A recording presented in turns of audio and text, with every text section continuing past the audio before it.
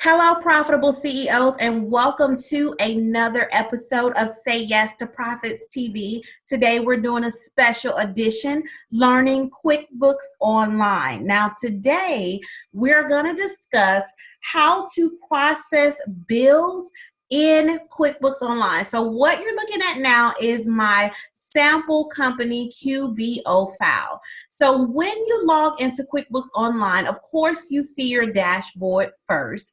The first thing you want to do to begin to process your bills is enter the bill. So we're going to go, and there are several different ways that you can go about this, but we're going to do the quick and simple way.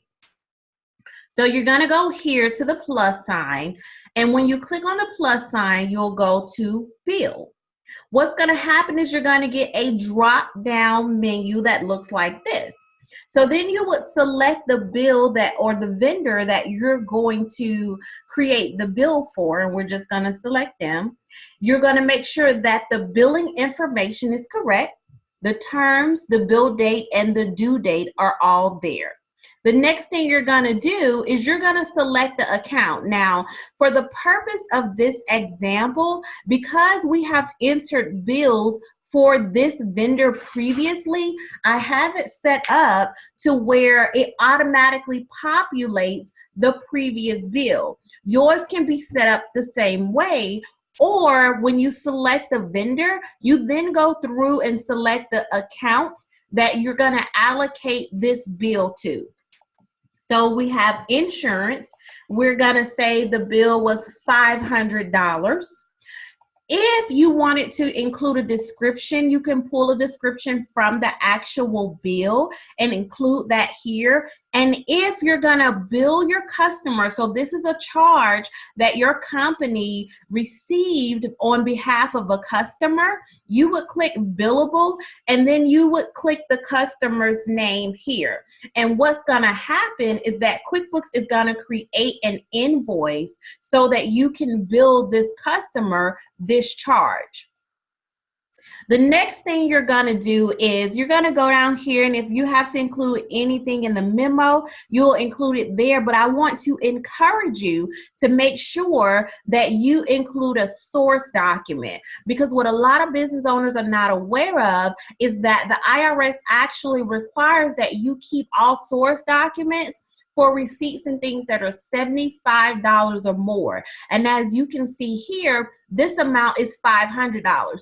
And what Octavia recommends as the profit maximizer of Say Yes to Profits, your accountant, I recommend that you keep all of your source documents. So QuickBooks makes that so easy. If you have the app, you can just take a picture of the receipt or the source document with their mobile app. If you're on your computer, you would go here to attachment. You would click, and what it's going to do, it's going to pull up your computer system, right? Your documents. You would select whatever it is or wherever your samples are. You're going to select that there. And say, for example, we're going to select this. QuickBooks is then going to attach that document here, so you will always have it. And then you would click either save, save new, or save close. So we're going to click save close. Now, this bill has been entered into QuickBooks Online, right? So now you want to process the bill. There are at least two ways that you can do this, and I'm going to show you. You can go here to the plus sign and click Pay Bills. It's going to take you to the Pay Bills window. Now from here, you can select your method of payment. You're paying it with your checking account, your savings, your MasterCard, your Visa card, and the payment date.